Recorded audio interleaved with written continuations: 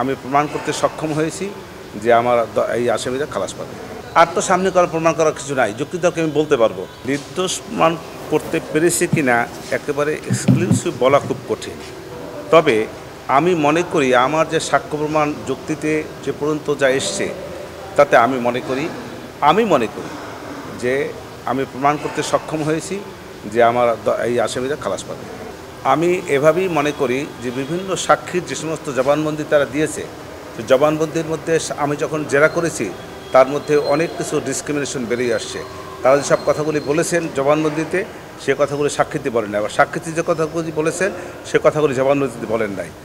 তাছাড়াও এই যে শেখ হাসিনার কথা যেটা বলা হয়েছে লেথাল ওয়েপন ব্যবহার করার জন্য নির্দেশ দিয়েছেন, উনি নির্দেশদাতা।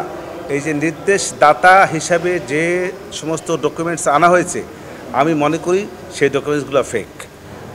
মাননীয় ট্রাইব্যুনাল কি মনে করবে সেটা আমি বলতে পারি না, সেটা তাদের ব্যাপার।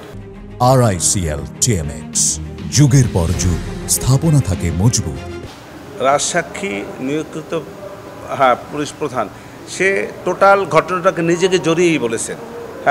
শেখ হাসিনা সহ উনি যে ঘটনাটা বর্ণনা করেছেন শেখ হাসিনার নামটা উল্লেখ না করলেও সেই ঘটনায় সমস্ত কিছুতে যে ওনার নির্দেশ আছে এই মর্মে উনি বলেছেন।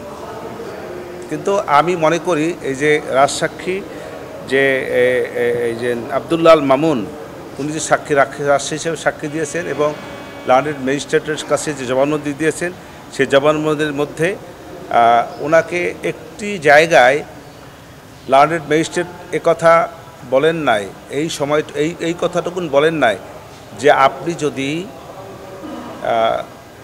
স্বীকারোক্তিমূলক জবানবন্দি দেন তাহলে আপনার এই মামলায় ফাঁসি হইতে পারে, মৃত্যু কারাদণ্ড হইতে পারে অথবা অন্য কোনো প্রকার সাজা হইতে পারে।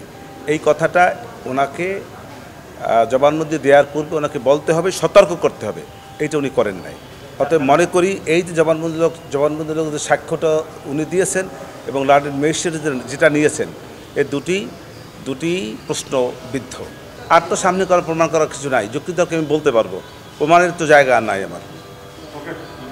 আর প্রমাণ করতে হলে পরে আমাকে ডিডাব্লিউ দিয়ে করতে হবে, কিন্তু ডিডাব্লিউ দেওয়ার আমার কোনো সুযোগ নাই।